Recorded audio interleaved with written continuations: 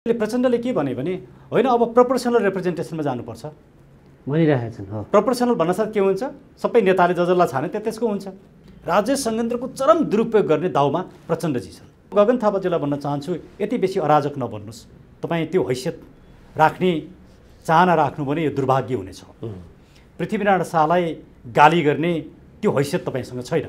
नेपाली काङ्ग्रेस त कस्तो चरित्रमा गयो भने गगन थापा जस्तो चरित्र जो पृथ्वीनारायण शाहलाई दुत्कार छन्। उनका बाख्रा पालनदेखिका धेरै कुराहरू आएका छन्।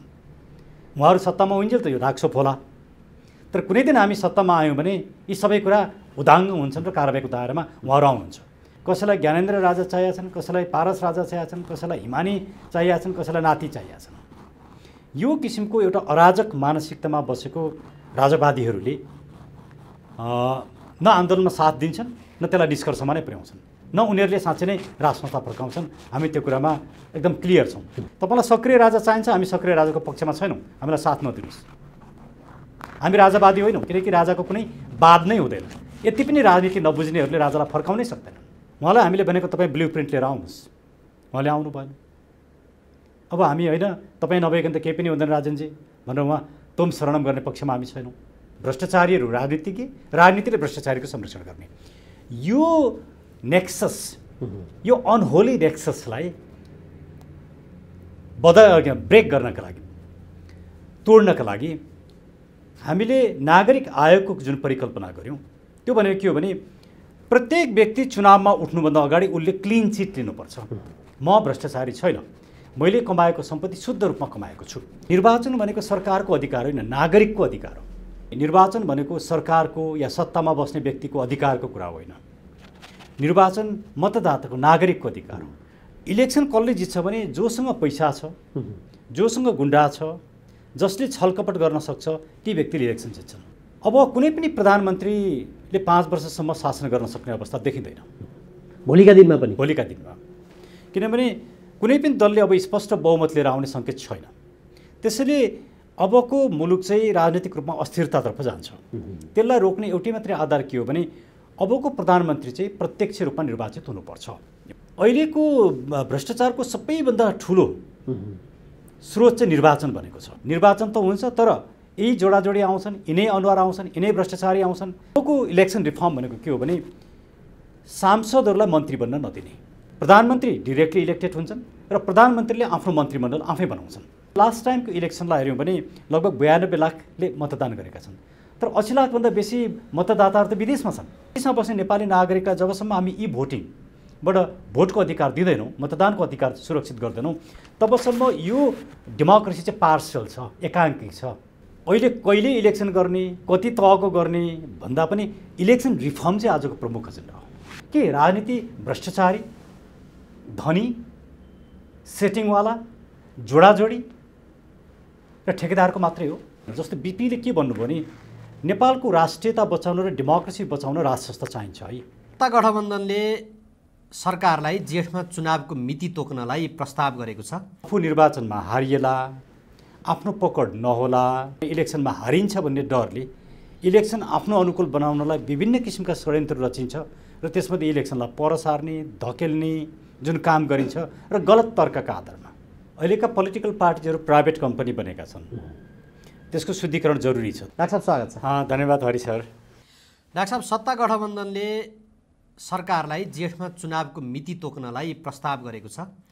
चुनाव अब हुने दिशातर्फ अगाडि बढेको देखिन्छ, यसलाई कसरी हेर्नुहुन्छ डाक्टर साहब? धन्यवाद हरि सर। सबभन्दा पहिला डेमोक्रेसी प्रति प्रतिबद्ध कुनै पनि सरकार, कुनै पनि नेतृत्व, कुनै पनि दलको लागि निर्वाचन समयमा गराउनु चाहिँ डेमोक्रेसीलाई मजबुत बनाउनु। डेमोक्रेसीको आत्मा भनेकै निर्वाचन हो। अर्थात् त्यसलाई हामी पिरियडिक इलेक्सन भनेर भन्छौँ। अर्थात् निश्चित समयमा तोकिएको अवधिमा त्यो निर्वाचन हुन्छ। सरकारले त्यो कुराको आश्वासन र ग्यारेन्टी नागरिकलाई दिलाउँछ र त्यो प्रक्रियाबाट मुलुकलाई लान्छ।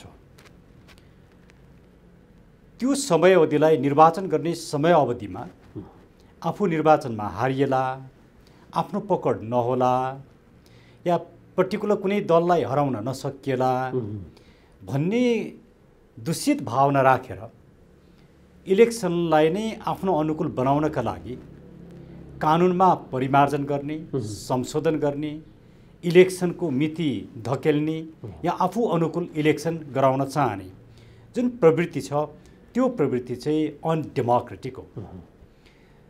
त्यसले डेमोक्रेसीको संरक्षण गर्न सक्दैन। अहिलेको राजनीतिक दल अथवा अहिलेको सरकारहरूले चाहिँ सरकारले जुन खालको यो ढिलो गरिरहेछ त्यो चाहिँ त्यही दिशामा डाक्टर साहबले भन्नुभएकै दिशामा परिलक्षित गतिविधि हो। यो पहिलो त अनडेमोक्रेटिक हो पहिला। दोस्रो कुरा उहाँहरू अहिले कानुनका छिद्रलाई समातेर निर्वाचन स्थानीय निकायको निर्वाचनसँग सम्बन्धित ऐनलाई संशोधन गर्न लाग्नु भएको छ। आफूलाई जुन बेला संशोधन गर्नुपर्छ त्यो बेला संशोधन गर्ने, जुन बेला संशोधन गर्नु पर्दैन त्यो बेला नगर्ने भनेको कानुनलाई आफू अनुकूल बङ्ग्याउने काम हो। त्यसले रुल अफ ल, कानुनको शासनलाई, विधिको शासनलाई पनि पराजित गर्छ। यदि कानुनमा छिद्र थियो भने यो 5 वर्षसम्म उहाँहरूलाई किन थाहा भएन? इलेक्सन आउनुभन्दा पहिले यो कुरामा किन उहाँहरू सजग हुनु भएन? जब जब इलेक्सन आउँछ अनि आफ्नो स्वार्थपूर्ति गर्ने इलेक्सनमा हारिन्छ भन्ने डरले इलेक्सन आफ्नो अनुकूल बनाउनलाई विभिन्न किसिमका षड्यन्त्र रचिन्छ र त्यसमध्ये इलेक्सनलाई पर सार्ने, धकेल्ने जुन काम गरिन्छ र गलत तर्कका आधारमा गरिन्छ भने त्यो चाहिँ डेमोक्रेसीमाथिको प्रहार हो, रुल अफ ल माथिको प्रहार हो। त्यति मात्रै नभएर त्यो एउटा निरङ्कुश चरित्र हो। किनभने कानुनलाई आफ्नो स्वार्थ अनुकूल म बङ्ग्याउन सक्छु, परिमार्जन गर्न सक्छु, कानुनलाई आफू अनुकूल हिँडाउन सक्छु भन्ने जुन दम्भ छ, जुन दूषित र कलुषित भावना छ, त्यो नै निरङ्कुशताको जड हो। निरङ्कुशता त्यहीँबाट सुरु हुन्छ। निरङ्कुशताको अन्त्य भनेकै सबैले आफूलाई कानुनभित्र राख्ने र कानुनलाई स्वीकार गर्ने, कानुनको सर्वोपरितालाई स्वीकार गर्ने र जुन बेला आफूलाई असहज हुन्छ त्यो बेला कानुन परिवर्तन गर्ने। जस्तो भनौँ न, देउबाजी आइसके पछाडि हिजो ओलीजीका पालामा नै भएको थियो। देउबाजी आइसके पछाडि माधव नेपालजीको पार्टीलाई फुटाउनलाई उहाँले जुन किसिमको अध्यादेश ल्याउनु भयो र पार्टी फुटेपछि त्यो अध्यादेश खारेज गर्नुभयो। त्यो अरूको लागि प्रयोगै भएन। कानुन पर्टिकुलर कसैका लागि मात्रै कानुन हुँदैन। कानुनको क्यारेक्टरको जेनरल हुन्छ, सबैका लागि हुन्छ। अब अहिले निर्वाचन पनि आफू हारिन्छ, आफ्नो गठबन्धन हार्छ, या प्रचण्डजीहरू हार्नु होला या माधवजीहरू हार्नु होला भन्ने आधारमा त्यो सत्ता गठबन्धन बचाउनका लागि निर्वाचनलाई जसरी खेलिएको छ, खेलबाड गरिएको छ, यो आफैमा दुर्भाग्यपूर्ण छ। किनभने विगतमा पनि एउटै चरणमा निर्वाचन हुन सकेको छैन। लोकल गभर्मेन्टकै पनि 3टा चरणमा निर्वाचन भएको छ। पार्लियामेन्टको पनि एउटै चरणमा हुन सकेको छैन।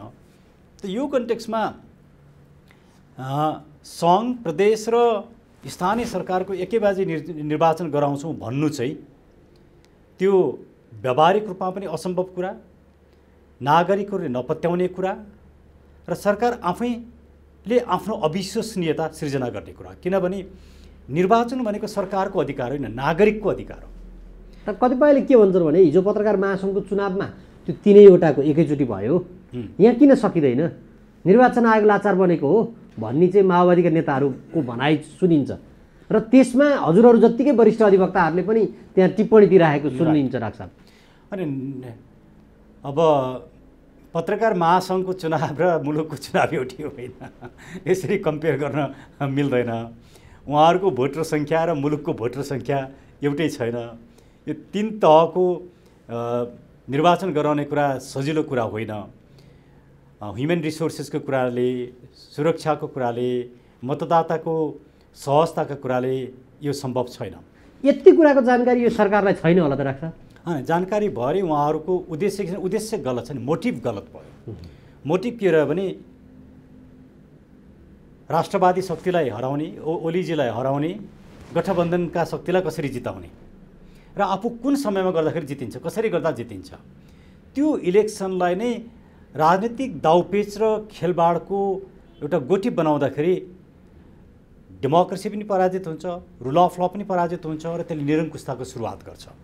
भनेपछि यो गठबन्धन निरङ्कुशताको सुरुवात गर्ने दिशामा परिलक्षित हुनका लागि चुनावलाई पछि धकेल्ने अथवा 3 चरणको चुनाव एकैचोटि भन्ने दिशामा पटक पटक त्यो लाग्न खोजेको हो। पहिलो कुरा त्यहाँ बुझ्नुपर्ने कुरा के छ भने निर्वाचन भनेको सरकारको या सत्तामा बस्ने व्यक्तिको अधिकारको कुरा होइन। निर्वाचन मतदाताको, नागरिकको अधिकार हो। नागरिकले आफ्नो सरकार परिवर्तन गर्ने, हिजोको सरकार ठिक छ भने तिनै व्यक्तिहरूलाई जिताउने अथवा आफूलाई मन परेको व्यक्तिलाई शासनमा पुर्याउने एउटा माध्यम, चुनेर पठाउने, आफ्ना प्रतिनिधि पठाउने माध्यम हो। त्यो डेमोक्रेसीमा नागरिकको सबैभन्दा महत्त्वपूर्ण अधिकार हो। आज त्यही अधिकारमाथि कुठाराघात भएको छ। यो सफ्ट किसिमको निरङ्कुशता, नागरिकलाई मतदान गर्नै नदिने, पार्टी सिस्टमलाई बन्द गर्ने किसिमको निरङ्कुशता होइन, तर सिङ्गो पार्टी सिस्टम डेमोक्रेसी, मल्टिपार्टी डेमोक्रेसीलाई आफू अनुकूल चलाउन खोज्ने निरङ्कुशता हो। भनेपछि यो सरकार पनि एक किसिमको कुनै न कुनै किसिमको निरङ्कुशतातर्फ परिलक्षित हुँदै गएको हो डाक्टर साहब। होइन, उहाँहरू सधैँ निरङ्कुश नै हुनुहुन्छ, गइरहेको होइन। उहाँहरूले प्रत्येक घटनालाई हेरौँ आफू अनुकूल कानुन संविधानलाई बदल्न खोज्नुहुन्छ, आफू अनुकूल आफ्नो सत्ता सुरक्षा गर्नका लागि जे पनि गर्न तयार हुनुहुन्छ। त्यो भनेकै निरङ्कुश चरित्र हो। तर पञ्चायतमा जुन किसिमको सत्ता लोलुपता र सत्ता संरक्षण गर्ने चरित्र थियो त्योभन्दा अहिले हाबी भएको छ। डाक्टर साहब केही दिन अगाडि जब 6 महिना पुग्यो प्रधानमन्त्रीले एउटा सम्बोधन दिनुभयो। त्यो सम्बोधन डाक्टर साहबले हेर्नुभयो होला। उहाँले त्यति बेला के भन्नुभयो भने विधिको शासन सुदृढ भएको छ, राजनैतिक स्थायित्वको आधार सुनिश्चित भएको छ, सुशासन हासिल गरेको छ, अब स्थायित्वको संशय पनि अन्त्य भएको छ भनेर जे खालको अभिव्यक्ति दिनुभयो त्यो निराधार हो। त्यसो भए उहाँ त्यति ठुलो भ्रममा हुनुहुन्छ नि, त्यसबाट के बुझिन्छ भने या त उहाँ जानी जानी झुट बोलिरहनु भएको छ, या त उहाँ आफै साह्रै ठुलो भ्रममा हुनुहुन्छ, या त उहाँ एउटा पोलिटिकल गिमिक गरिरहनु भएको छ। किन यी सबै कुरा एउटा सडकमा हिँड्ने सामान्य नागरिकलाई सोधेको खण्डमा पनि पत्याउँदैन, नागरिक नपत्याउने कुरा गरिरहनु भएको छ। तर मेरो कन्सर्न चाहिँ कहाँ छ भने निर्वाचन गर्नुपर्छ, त्यो कुरामा विवाद छैन। तर त्योभन्दा ठुलो कन्सर्न चाहिँ आज मुलुकको सिङ्गो निर्वाचन प्रणाली नै गलत भयो, असफल भयो।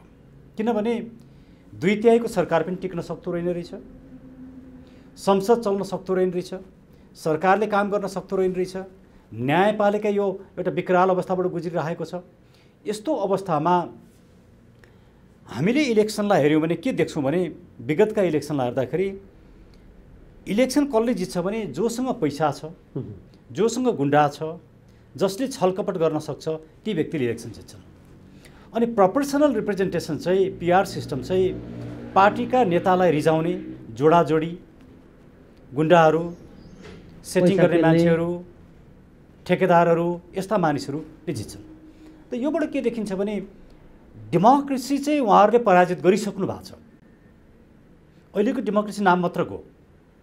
तर डाक्टर साहब यसमा त जस्तो राजनीतिमा लागेकाहरू छन् नि, हजुर, यो केही दिन अगाडि जब यो राजनीतिक दलहरूको महाधिवेशनहरू भए त्यसमा जसरी जो व्यक्तिहरू चुनिएर आए त्यो चुनिएर आउँदाखेरि उनीहरूले चोइस गरेका हुन् र त्यसमा चाहिँ सिद्धान्त बोकेका हिजो पार्टीको विधि विधान अनुसार हिँड्नुपर्छ है सङ्गठन भनेका व्यक्तिहरू पराजित भएर जोसँग पैसा पावर गुन्डागर्दी नेतागिरी जे खालको छ यो चाहिँ नि डनबाद धनबाद जो जे छ ती सबैले जित्दै आएकोमा त ती प्रतिनिधिहरूको पनि त त्यहाँ भूमिका छ भनेपछि हामीले यतातिर बडै शुद्धिकरण गर्नु पर्थ्यो होला नि त त्यसलाई। निश्चित रूपमा अहिलेका पोलिटिकल पार्टीहरू प्राइभेट कम्पनी बनेका छन्, त्यसको शुद्धिकरण जरुरी छ। तर मैले अहिले म इलेक्सनको कुरासँग यसलाई पछाडि जोड्छु। मैले राख्न खोजेको कुरा होइन, आज मुलुकको गम्भीर समस्या के हो भने अब कुनै पनि प्रधानमन्त्रीले 5 वर्षसम्म शासन गर्न सक्ने अवस्था देखिँदैन भोलिका दिनमा पनि। भोलिका दिनमा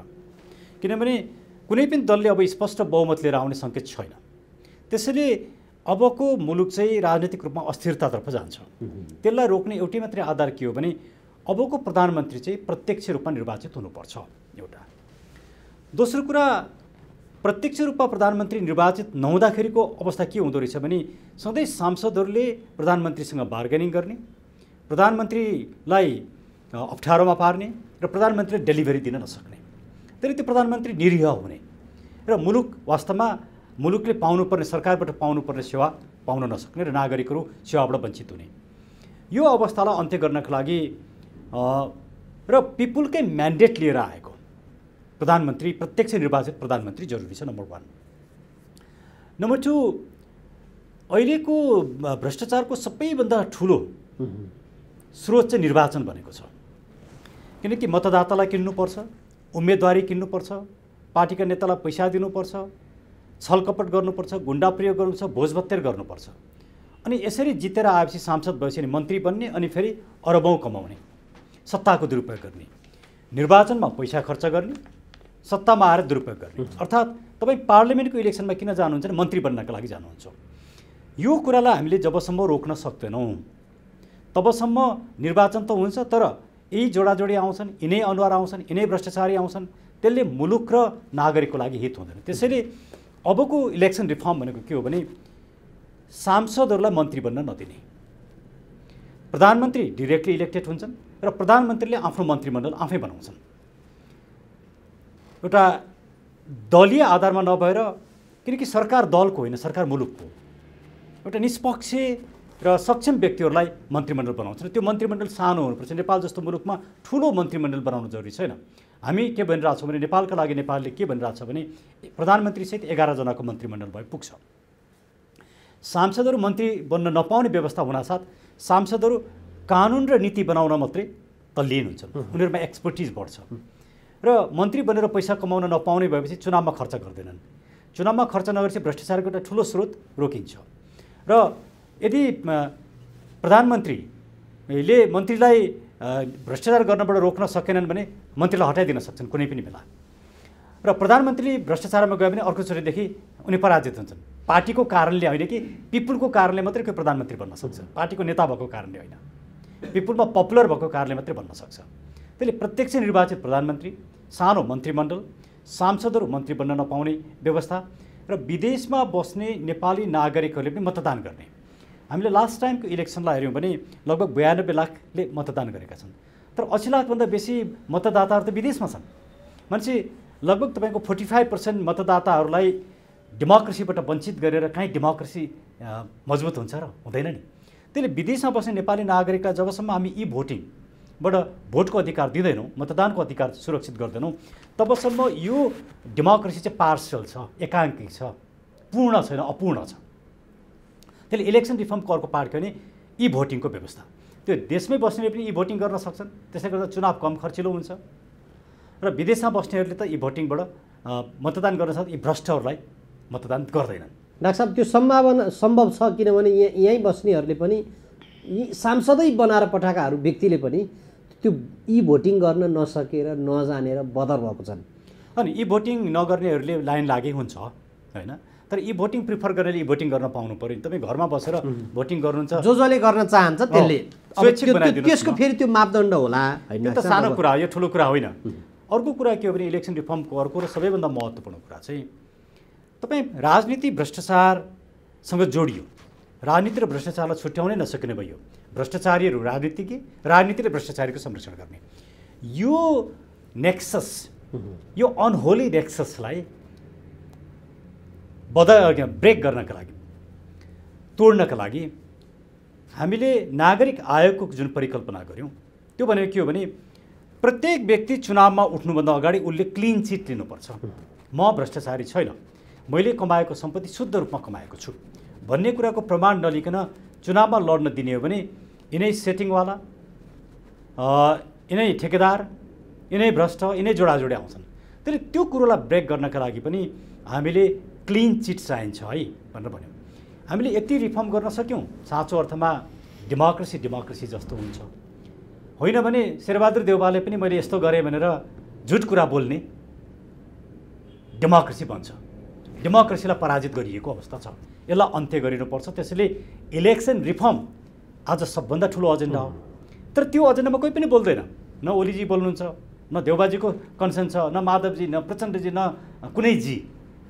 उहाँहरूलाई इलेक्सन रिफर्म हुनासाथ उहाँहरू पराजित बन्नुहुन्छ। होइन डाक्टर साहब, केही अगाडि भाषणबाजी त आएकै हो नि। प्रचण्डबाट चाहिँ के भाषण आएको थियो भने अब मसँग पैसा नि छैन चुनाव लड्नलाई, चुनाव खर्चिलो भयो, यस्तै तरिकाले चुनाव हुने हो भने त अब त वडाध्यक्ष पनि हामी जित्न सक्दैनौँ र अब चाहिँ जनताबाट प्रत्यक्ष निर्वाचित प्रधानमन्त्री यहाँहरूको एजेन्डा भयो, उहाँहरूले चाहिँ राष्ट्रपति भन्नुभएको छ, तर त्यसरी जाउँ भन्नुभएको छ। तर यो अरू एजेन्डाहरू तपाईँले राख्नुभएको अरू एजेन्डा, सांसदहरू मन्त्री बन्न नपाउने लगायतका एजेन्डाहरू चाहिँ उहाँहरूले भन्नुभएको छैन। अब यो राजनीतिक दलहरूले डाक्टर साहब मान्लान् यो तपाईँले भन्नुभएको एजेन्डा बाहिर बसेर हेर्दाखेरि ओहो यो त साँच्चै देश विकासको लागि उपयुक्त एजेन्डा छन् भन्ने हामीलाई लाग्छ। तर जसले अहिले सत्तामा रहेर हालिमुहाली गरिरहेका छन्, कानुनको लुपहोल खोजेर कहाँबाट चाहिँ यसलाई लम्ब्याउने, कसरी हुन्छ आफू सत्तामा टिकिराख्ने, त्यो गठबन्धन बनाएर चुनावमा जाने र आगामी कति वर्षसम्म राज गरिराख्ने भन्ने दिशामा गइरहेकाहरूले तपाईँले अहिले जे यो चुनावमा समग्र प्रणालीलाई सुधार गरेर देशको साँच्चै विकास गरौँ भनेर राखेका एजेन्डा स्वीकारलान्? उहाँहरूले स्वीकार्नुहुन्न, किनभने उहाँहरूले दाउपेचको राजनीति गर्नुहुन्छ। उहाँहरू मुलुकको हितमा काम गरिरहनु भएको छैन, उहाँहरू आफ्नो स्वार्थका लागि काम गरिरहनु भएको छ। त्यसले इलेक्सन रिफर्म गर्दा मुलुकको हित हुन्छ, डेमोक्रेसी मजबुत हुन्छ। उहाँहरू डेमोक्रेट पनि होइन, नाम चाहिँ उहाँहरू डेमोक्रेसीको बेच्नुहुन्छ। उहाँहरूको हित हुँदैन, फेरि हुँदैन। साँचो डेमोक्रेसीले उहाँहरूको हित गर्दैन, किनकि भ्रष्टहरूको हित गर्दैन। उहाँहरू पराजित हुनुहुन्छ इलेक्सनमा। त्यसले प्रचण्डले के भने होइन अब प्रोपोर्सनल रिप्रेजेन्टेसनमा जानुपर्छ भनिरहेछन्। प्रोपोर्सनल भन्नासाथ के हुन्छ, सबै नेताले जसलाई छाने त्यसको हुन्छ। योभन्दा पनि अझ दुरुपयोग गर्ने, राजेश सङ्गेन्द्रको चरम दुरुपयोग गर्ने दाउमा प्रचण्डजी छन् या अरूहरू। उहाँहरू मुलुकको हितमा काम गर्ने भएदेखि हामीले उठाएको एजेन्डा के गलत छ त्यो कुरामा आउनु पऱ्यो नि। यो चाहिँ गलत छ यो कारणले, त्यसले यो हुँदैन, सही छ भने किन त्यसलाई नअपनाउने। उहाँहरू के कुरा राइट के कुरा रङ भन्ने कुरा हेर्नुहुन्न। राइट कजको लागि काम गर्नु हुँदैन, फेयरनेसको लागि काम गर्नुहुन्न। उहाँहरू जे गर्दा आफ्नो फाइदा हुन्छ, हित हुन्छ, जे गर्दा आफ्नो हलिमुहाली चल्छ। सबै प्रोपोर्सनल रिप्रेजेन्टेसन आउने हो भने नेताहरूको हलिमुहाली चल्छ। अहिले पनि चलिरहेकै छ। अहिलेभन्दा ठुलो हुन्छ को आफ्नो बुहारी, छोरी, श्रीमती, भान्जा, भान्जी, नाता, गोता जसलाई ल्याउनुपर्छ उहाँहरूले ल्याउनुहुन्छ। त्यो यसरी सिङ्गो मुलुकलाई आज तबाह बनाउने यी मानिसहरूबाट सुधार होला, परिमार्जन होला, इलेक्सन रिफर्म होला भन्ने कुरो म विश्वासै गर्दिनँ। त्यसैले अबको एउटै विकल्प के हो भने पिपुलहरूले बुझ्नु पऱ्यो, पिपुलहरू पार्टीभन्दा माथि उठ्नु पऱ्यो, एकचोटि नेपाली नागरिक बन्नु पऱ्यो र यिनीहरूलाई सत्ताबाट हटाउनु पऱ्यो। त्यो भनेको इलेक्सनबाट यिनीहरू हट्दैनन्। आन्दोलनै शान्तिपूर्ण अहिंसात्मक आन्दोलनका भरमा यो सत्ता र यो व्यवस्थाको अन्त्य नगरिकन मुलुकले निकास पाउन सक्दैन। इभन इलेक्सन रिफर्म जस्ता साना एजेन्डा पनि पुरा हुन सक्दैनन्। अहिले उठाइएका योहरू पुरा हुँदैन र आगामी दिनमा पनि यही प्रक्रियाले, त्यसो हो भने त डाक्टर साहब अब चुनाव चाहे यो वैशाखमा गरून्, अर्को चैतमा गरून्, जहिले गरून्, यही पात्र प्रवृत्ति दोहोरिन्छन्, फेरि अस्थिरता आइराख्छ, कसले खुट्टा तान्ने, यही चलिराख्छ। यही हो। त्यसैले मेरो कन्सर्न के हो भने अहिले कहिले इलेक्सन गर्ने, कति तहको गर्ने भन्दा पनि इलेक्सन रिफर्म चाहिँ आजको प्रमुख एजेन्डा हो। डाक्टर साहब, कतिपयले यसमा चाहिँ नि त्यो रिकल गर्न पाउनु पर्यो जनताले, अथवा म यसलाई भोट दिन्न भनेर रिजेक्ट गर्न पाउनु पर्यो, यो पनि राखिनुपर्छ, अदालतले पनि व्यवस्था गरेका छ भन्छन्। के छ राख्छ? त्यो त हामीले हाम्रो एजेन्डामै राखेका छौँ। त्यो जरुरी कुरा, डेमोक्रेसीमा रिकल गर्ने कुरा, नो भोटका कुराहरू डेमोक्रेसीका अनन्य अङ्गहरू हुन्। हामी त्यति पनि प्र्याक्टिस गर्न चाहन्नौँ।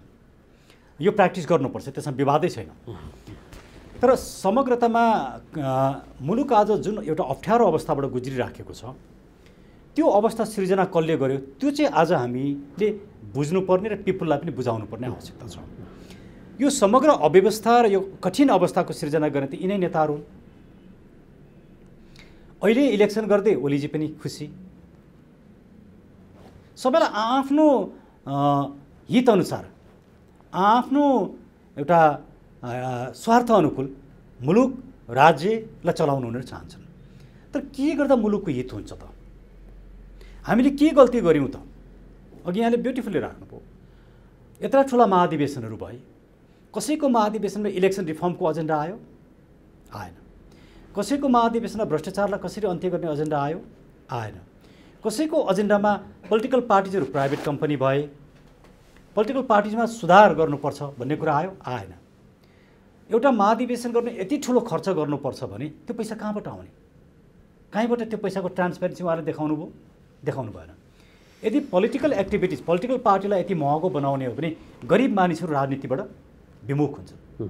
के राजनीति भ्रष्टाचारी, धनी, सेटिङवाला, जोडाजोडी र ठेकेदारको मात्रै हो? उहाँले त त्यो बनाउनु पनि आजको मुलुकको समस्या यो हो। त्यसले यसको अन्त्य जरुरी छ। यसको अन्त्य जरुरी नभइकन गरिने इलेक्सनले हो डेमोक्रेसीमा इलेक्सन जरुरी छ, इलेक्सनको विरोध गर्नु राम्रो होइन, मैले इलेक्सनको विरोध गरेको होइन, तर यस्तो किसिमको भ्रष्ट इलेक्सन, लुटतन्त्रवादी इलेक्सनले नागरिक र मुलुकको हित गर्दैन भन्ने मेरो कन्क्लुजन हो। देखावटी चुनाव भयो। डाक्टर साहब, अब यो जस्तो प्रब्लम के भइदियो भने हिजो 7 सालदेखि यता हेर्दा हजुर पञ्चायतकालीन अवस्थामा पनि 15वटा जति सरकार बन्यो त्यति बेला। त्यति बेलाको सरकार पनि फेरबदल भइराख्यो, त्यहाँ पनि स्थायित्व चाहिँ नि हुन सकेन। राइट। बहुदलीय अवस्थामा त हामीले कति धेरै सरकार अभ्यास गरिसक्यौँ, 1.5 महिना 6 महिना 8 महिनाभित्र नै। अब अहिले झन् 2/3 चाहियो भने त्यसपछि 2/3 पनि दिए जनताले, त्यो पनि टिकाउन सकेनन्, आन्तरिक कलह गरे के गरे सिद्ध्याए। त्यसो भने यो समग्र पाठमा चाहिँ अघि डाक्टर साहबले भन्नुभयो जस्तै चुनाव प्रणालीमा भएको दोषको कारणले कि हाम्रो यो अहिले अप्नाइएको व्यवस्था, यो संसदीय व्यवस्थाको कारणले र जनताबाट प्रत्यक्ष निर्वाचित कार्यकारी नआएको कारणले कि के कारणले चाहिँ यस्तो भएको हो डाक्टर साहब खासमा? होइन, यो संसदीय व्यवस्था यो मुलुकमा असफल भइसक्यो। मैले उठाएको जुन एजेन्डा छन् त्यो एजेन्डा पनि संसदीय व्यवस्थालाई सुधार गर्ने एजेन्डाहरू हुन्। संसदीय प्रणालीमा पार्लियामेन्टले प्राइम मिनिस्टर छान्छ, हामीले भन्यौँ पार्लियामेन्टले प्राइम मिनिस्टर छान्ने व्यवस्था हटाउनुपर्छ, त्यो भनेकै संसदीय व्यवस्थाको विकल्प खोजेको हो। हामीले जति पनि एजेन्डा भन्यो त्यो संसदीय व्यवस्थाको विकल्प हुन्। संसदीय व्यवस्था खराब भयो भनेर मात्रै पुग्दैन। हामी नेपालका लागि नेपालले सधैँ कुनै कुरा यो गलत छ भन्न साथ हामीले त्यसको विकल्प दिएका छौँ, विकल्प लिएर आउनुपर्छ। त्यसले हामीले जुन विकल्प दिएका छौँ यो विकल्पले संसदीय व्यवस्थाको पनि विकल्पको काम गर्छ। भनेको प्रत्यक्ष निर्वाचित कार्यकारी प्रधानमन्त्री भएमा हो, एउटा मिक्स सिस्टममा जान खोजेको। अब यहाँ कतिपयले के भन्छन् भने डाक्टर साहब यही एजेन्डामा पनि हिजो चुनावभन्दा अगाडि त राखेकै हुन् नि, अहिलेको ठुलो दल नेकपा एमाले राखेकै हो, माओवादी त प्रत्यक्ष निर्वाचित कार्यकारी राष्ट्रपतिमा गएको छ, यो सङ्घीय समाजवादी अथवा उपेन्द्र यादवको पार्टी पनि त्यसमा छ, उनीहरू त्यसमा छन्। नमानेको त नेपाली काङ्ग्रेसले मात्र हो, उनीहरू मात्रै प्रत्यक्ष यो संसदीय प्रधानमन्त्रीको पक्षमा छन्। जानलाई त्यही एजेन्डामा यो यदि राम्रो हो, सबै हिसाबले ठिक हुन्छ भने त्यसमा जानका लागि उनीहरू किन चाहँदैनन्? यसका 2-3वटा फ्याक्टर छन्।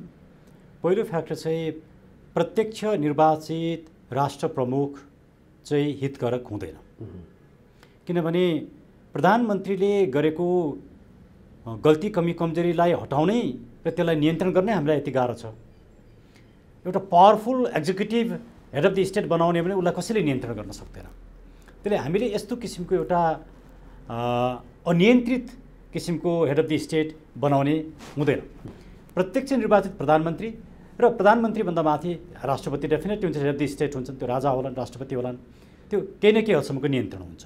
त्यसले यो किसिमको चेक एन्ड ब्यालेन्समा जानुपर्छ र माओवादीहरूले या बाबुराम भट्टराईजीहरूले जुन कुरो एउटा प्रत्यक्ष निर्वाचित कार्यकारी राष्ट्रपतिको कुरा गर्नुभएको छ त्यो यो मुलुकको अहितमा हुन्छ।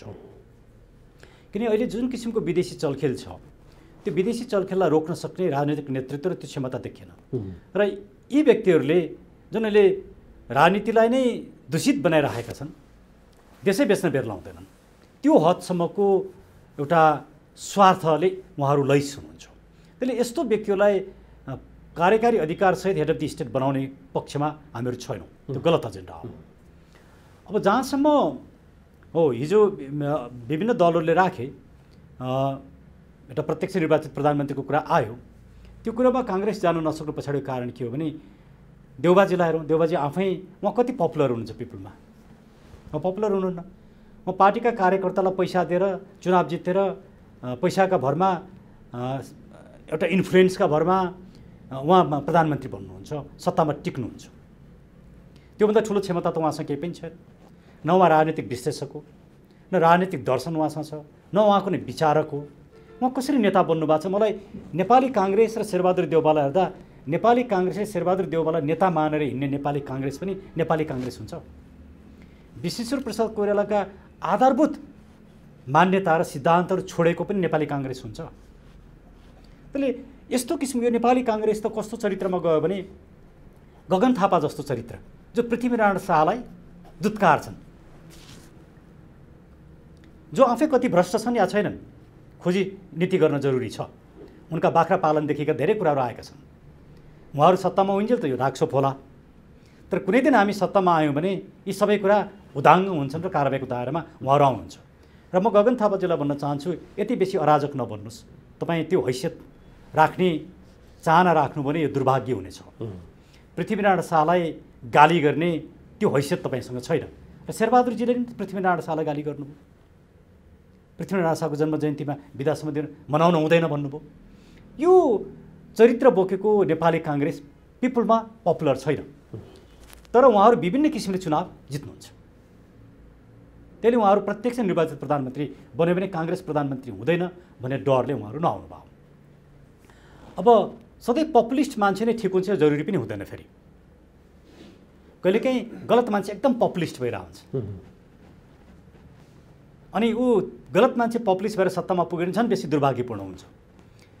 त्यो पक्ष प्रत्यक्ष निर्वाचित प्रधानमन्त्रीको विषयमा उठाइएको त्यो पक्ष हो, तर यसलाई रोक्नका लागि त पिपुलै सचेत हुनु पर्यो नि। डेमोक्रेसीको अन्तिम निर्णायक त पिपुल नै जनता हुन्। हामी पिपुललाई चाहिँ सचेत नबनाउने, पिपुललाई हामीले ढाँट्ने, छल्ने, गुमराहमा राख्ने, अनि हामी डेमोक्रेसीको कुरा गर्ने। त्यसैले काङ्ग्रेसको यो जुन डेमोक्रेसीको कुरा छ यो चाहिँ हाफ हार्टेड डेमोक्रेसी र डेमोक्रेसीको शब्दको नाममा सत्ताको दुरुपयोग गर्ने खेल मात्रै हो।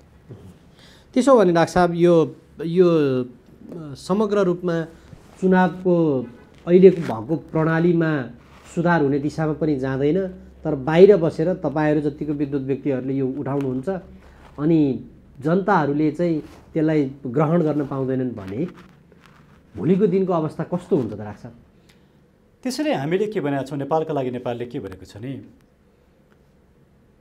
नेपालमा अहिले डेमोक्रेसी नै छैन, यो त नाम मात्रको डेमोक्रेसी हो। यो डेमोक्रेसीलाई बचाउन, जस्तो बिपीले के भन्नुभयो नि, नेपालको राष्ट्रियता बचाउन र डेमोक्रेसी बचाउन राज संस्था चाहिन्छ है, त्यसलाई निषेध गर्न हुँदैन। हो, हिजो राज संस्थाले गल्ती गर्यो, दण्ड पनि पायो, अब योभन्दा बेसी दण्ड दिन हुँदैन। डेमोक्रेसी र मोनार्कीलाई सँगसँगै लिएर जानुपर्छ। यो भयो भने मात्रै मुलुक राष्ट्रियता पनि बच्छ, डेमोक्रेसी पनि बच्छ। डेमोक्रेसीले राज संस्थालाई निषेध गर्ने हो भने राष्ट्रियता कमजोर हुन्छ। राजाले डेमोक्रेसीलाई निषेध गर्ने हो भने पिपुलका पावरहरू निषेध हुन्छन्। तर यो दुईटाको समायोजन नै यो मुलुकको आवश्यकता। जुन कुरा विश्वेश्वर प्रसाद कोइरालाले र मदन भण्डारीले पनि यसको जुन व्याख्या गर्नुभयो त्यो नै आजको मुलुकको आवश्यकता हो। त्यसले पहिलो कुरा त अब हामी सिस्टमिक चेन्ज, यो शासन प्रणालीकै परिवर्तन गर्न जरुरी छ। त्यही भएर नेपालका लागि नेपालीले फागुन 17 गतेबाट हामीले एउटा परिवर्तनका लागि नागरिक आन्दोलन भन्न हामी सुरु गर्दैछौँ। हामी अहिले त्यसको तयारीमा छौँ। हामीले मात्रै आन्दोलन गरेर सफल हुँदैन, हामी यो कुरामा विश्वस्त छौँ। तर हामीले उठाएका एजेन्डा पिपुलले एकचोटि सुनिदिनु पऱ्यो, हेरिदिनु पऱ्यो, बुझिदिनु पऱ्यो र हामीलाई साथ दिनु पऱ्यो। यदि पिपुलले साथ दिँदैन, पिपुललाई यही भ्रष्टाचारी नै प्यारा छन्, यही व्यथिति नै प्यारा छ भने त हाम्रो केही पनि लाग्दैन। त्यसैले हामी अब निर्णायक रूपमा जानुपर्छ भन्ने पक्षमा छौँ। त्यसको लागि म पिपुललाई पनि आह्वान गर्छु र जबसम्म यो निर्वाचन प्रणाली सुधार हुँदैन, भ्रष्टाचारीहरूलाई कारबाही गरिँदैन, नागरिक सरकार बन्दैन, नागरिक आयोग बन्दैन, तबसम्म यो मुलुकले गति लिन सक्दैन। डाक्टर साहब, जस्तो यहाँहरूले राख्नुभएका एजेन्डा र उस्तै प्रकृतिका अन्य एजेन्डा बोकेका धेरै सङ्गठनहरू होइन, अभियान, पार्टी पङ्क्तिहरू पनि छन्। यहाँहरू मात्रै आन्दोलनमा जाँदै हुनुहुन्छ कि ती समग्र भएर जाँदै हुनुहुन्छ? होइन, आन्दोलन भनेको त धक्का दिने कुरा भयो, त्यसमा चाहिँ अब शक्ति प्रदर्शन त थोरैबाट भन्दा धेरैबाट चाहिँ अलिक प्रभावकारी हुन्छ होला, त्यसमा चाहिँ यहाँहरूको के छ योजना? होइन, हामी कोसिस गरिरहेछौँ, तर सबैभन्दा ठुलो र बाधक शक्ति भनेकै राजावादी शक्ति छ। किनकि त्यो राजावादी शक्ति कसैलाई सक्रिय राजा चाहिएको छ, कसैलाई एकदमै अधिकार भएको राजा चाहिएको छ, कसैलाई 47 सालको संविधानको राजा चाहिएको छ, कसैलाई पञ्चायतको जस्तो राजा चाहिएको छ, कसैलाई राजा महेन्द्र जस्तो राजा चाहिएको छ, कसैलाई ज्ञानेन्द्र राजा चाहिएको छन्, कसैलाई पारस राजा चाहिएको छन्, कसैलाई हिमानी चाहिएको छन्, कसैलाई नाति चाहिएको छन्। यो किसिमको एउटा अराजक मानसिकतामा बसेको राजावादीहरूले न आन्दोलनमा साथ दिन्छन्, न त्यसलाई निष्कर्षमा नै पुर्याउँछन्, न उनीहरूले साँच्चै नै राज संस्था फर्काउँछन्। हामी त्यो कुरामा एकदम क्लियर छौँ। त्यसैले हामीले यी राजावादीहरूको साथ खोजेका छैनौँ, किनकि उहाँहरूबाट केही पनि हुँदैन, बिगार्ने काम मात्रै हुन्छ, भत्काउने काम मात्रै हुन्छ।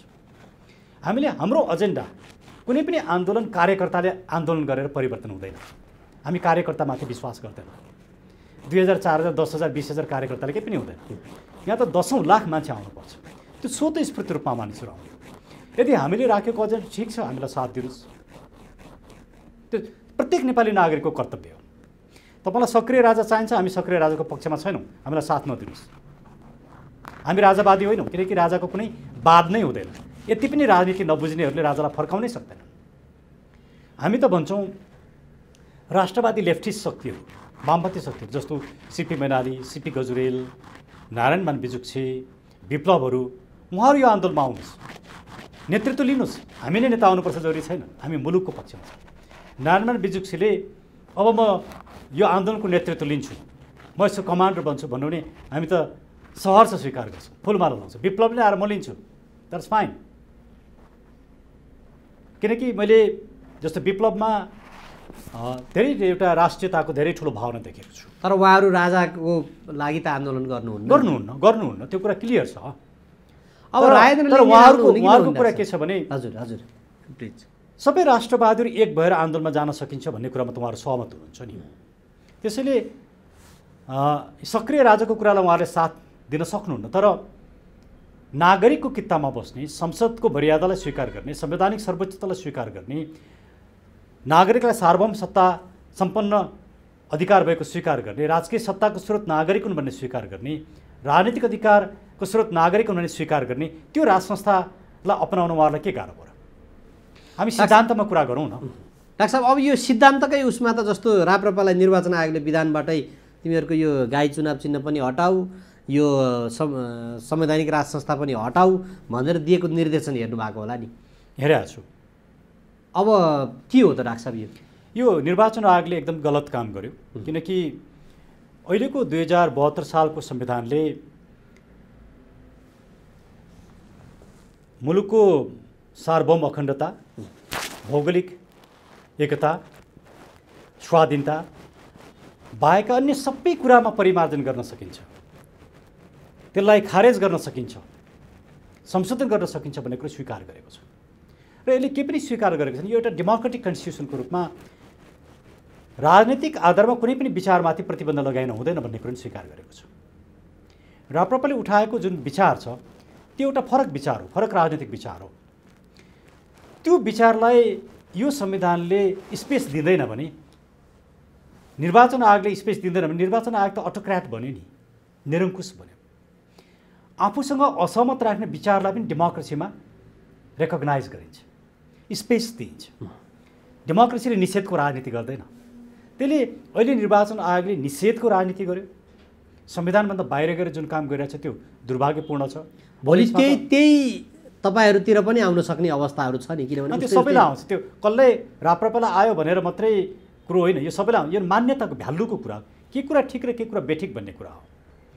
माओवादीमाथि नै अन्याय भयो भने पनि हामी त्यसको पक्षमा नै उभिन्छौँ, अन्यायपक्षमाथि पनि हुनु हुँदैन।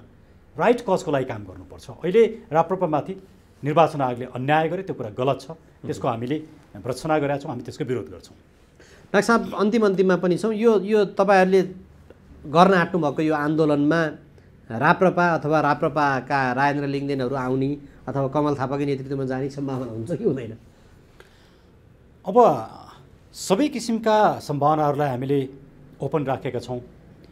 तर राप्रपा राजेन्द्र लिङ्गदेनजीहरू आन्दोलनको शब्द चाहिँ उच्चारण गर्ने, तर भित्रैबाट आन्दोलनमा जाने मनस्थितिमा उहाँहरू देखिनुहुन्न। उहाँहरूको प्रायोरिटी निर्वाचन छ। निर्वाचनमा गएर केही सिट ल्याइएला। वास्तवमा भन्नुहुन्छ भने राज संस्थाको पक्षमा जुन अहिले मुलुकमा माहौल बनेको छ त्यसको सैद्धान्तिक र वैचारिक वकालत गर्ने काम त मैले र बालकृष्णजीले गऱ्यौँ। त्यो विषय त हराइसकेको थियो यो मुलुकमा, हामीले सुरुवात गऱ्यौँ। कमल थापाले मैले 63 देखि टाउकोमा कफन बाँधेर भन्दैछ, उहाँहरूले बिचमा छोडिसक्नु भएको थियो नि। आजभन्दा 4 वर्ष अगाडिको अवस्था हेर्नुहोस्, कसैले राजाको नाम लिन्थ्यो, समाजमा राजाको डिस्कोर्स हुन्थ्यो, छलफल हुन्थ्यो, त्यो हामीले सुरु गऱ्यौँ। त्यो बेला ठुलो रिस्क थियो, हामीले रिस्क लियौँ। तर आज जताततै एउटा ठुलो विषय बनाएको छ। इभन गणतन्त्रवादी साथीहरू पनि होइन यो विषयमा छलफल गर्न सकिन्छ भन्ने अवस्था आउनु भएको छ। यो ठुलो उपलब्धि हो। यसले यो राष्ट्रवादी शक्ति अहिले निर्वाचनमा जाँदाखेरि राष्ट्रवादी शक्तिलाई सहयोग हुन्छ। त्यसैले अब यो अवस्थामा हेरेर केही सिट ल्याइएला र भोलि मन्त्री बन्नेला, उपप्रधानमन्त्री बन्नेला, कमल थापाकै प्याटर्नमा शक्तिको प्रयोग गरौँला भन्ने जुन मानसिकता उहाँहरूभित्र आइराखेको छ, र अहमताको जुन एउटा राजेन्द्रजीमा जुन अहमता अहिले देखिया छ त्यो कमल थापाको पुनरावृत्ति भइरहेछ। हामी त्यसको चाहिँ त्यसलाई स्वीकार गर्ने पक्षमा छैनौँ। उहाँहरू एउटा सैद्धान्तिक आधारमा विनम्रताका साथ अगाडि आउनुहुन्छ र मैले भनेको थिएँ एउटा योजना लिएर आउनुहोस्, ब्लु प्रिन्ट लिएर, अहिलेसम्म आउनु भएको छैन। ब्लु प्रिन्ट लिएर आउनु छैन, हामी छलफल गर्न सक्छौँ। डाक्टर साहब कहाँनिर आएर यो कुरो बिग्रियो? किनभने हामीले के सुनेको थियौँ भने केही अगाडि अब तपाईँहरू पनि उहाँहरू सहित कार्यगत रूपमा एकता अथवा सकभर पार्टी एकता नै दिशामा अगाडि बढ्दै गर्ने भन्ने खालको कुरा सुनिएको थियो। अहिले आएर तपाईँ अब अध्यक्ष बालकृष्ण न्यौपाने लगायत सबै राजेन्द्र लिङ्गदेन अथवा राप्रपाको खेदो खन्ने दिशामा कसरी आइपुग्नु? हामीले खेदो खनेका छैनौँ, हामीले सैद्धान्तिक कुरा गरेका छौँ। हामीले कहिल्यै कसैको खेदो गरेका छैनौँ। यो कुरा तपाईँ प्रष्ट हुनुहोस्। नेपालका लागि नेपाली अरूभन्दा एकदमै फरक छ, डिस्टिङ छ। हामी व्यक्तिलाई खेदो खन्दैनौँ, हामी सिद्धान्त र भ्यालु सिस्टममा कम्प्रोमाइजै गर्दैनौँ। कुरा बिग्रेको होइन। कुरा के हो भने हामीले जति राजेन्द्र लिङ्गदेनजीलाई विश्वास गऱ्यौँ र उहाँबाट जुन अपेक्षा गरेका थियौँ त्यो अपेक्षा र त्यो क्षमता उहाँमा हामीले पाएनौँ। अब त्यो उहाँले देखाउनु पऱ्यो नि। उहाँलाई हामीले भनेको तपाईँ ब्लु प्रिन्ट लिएर आउनुहोस्, उहाँले आउनु भएन। अब हामी होइन तपाईँ नभइकन त केही पनि हुँदैन राजेनजी भनेर उहाँ तोम शरणम गर्ने पक्षमा हामी छैनौँ। डाक्टर साहब कमल थापाले जसरी आरोप लगाएका छन् नि राजेन्द्र लिङ्गदेनलाई त दरबारले नै जिताएको भनेर, अब दरबारले जिताएका व्यक्ति उनी, त्यस कारणले त्यो दरबारबाट त्यस्तो ग्रिन सिग्नल नआएको कारणले गर्दाखेरि तपाईँहरूसँगको यो कोलाबोरेटिभ मुभमेन्टमा समस्या पर्या त होइन? हामी दरबारबाट सञ्चालित व्यक्ति होइनौँ। हामी राप्रपामा पार्टीगत एकता कहिल्यै पनि हुन सक्दैन, किनकि उहाँहरू पञ्चायतको लेगेसी बोकेर आएको पार्टी हो। हामी नागरिकको तहबाट उठेको पार्टी हो। हाम्रा धेरै विचार र एजेन्डाहरू उहाँ अहिले राजेनजीले बोक्नु भएको छ, तर पार्टीबाट निर्णय गराउनु पऱ्यो नि, त्यो गराउन सक्नु भएको छैन। अब राजेन्द्रजी दरबारबाट चलेको हो कि होइन त्यो उहाँलाई नै सोध्ने कुरा हो। उहाँ दरबारबाट चल्नुभएको नै त्यो उहाँको कुरा हो।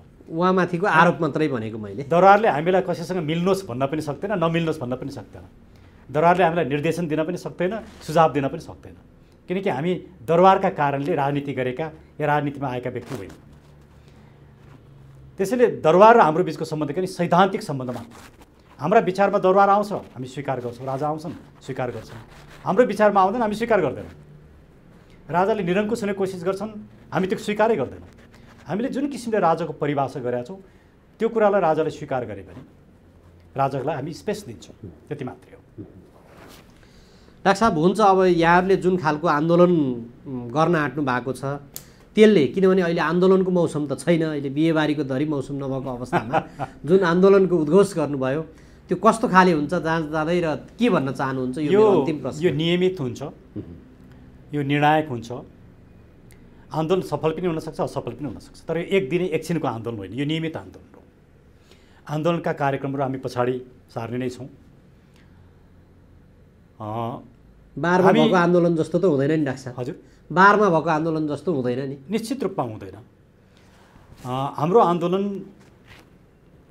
त्यसले निष्कर्षमा पुर्याउन नसक्ने देख्यौँ भने हामी त्यो आन्दोलनलाई स्थगित गरिदिन्छौँ। हामी आफै एउटा कोर्स परिवर्तन गर्छौँ, हाम्रो पोलिटिकल कोर्स परिवर्तन हुन्छ। मैले कुरा पटक पटक भनेको छु। भनेपछि यो आन्दोलन नेपालका लागि, नेपाली पार्टीको लागि सञ्जीवनी बुटी भयो, ज्यादै महत्त्वपूर्ण छ। जुन कुरोले पार लाग्दैन, जहाँ नागरिकले साथ दिँदैन, त्यो कुरा जिन्दगीभरि गरेर बस्न म चाहिँ सक्दिनँ। हुन्छ डाक्टर साहब, यो विचार र समयका लागि म आभार व्यक्त गर्छु। यहाँलाई पनि धन्यवाद।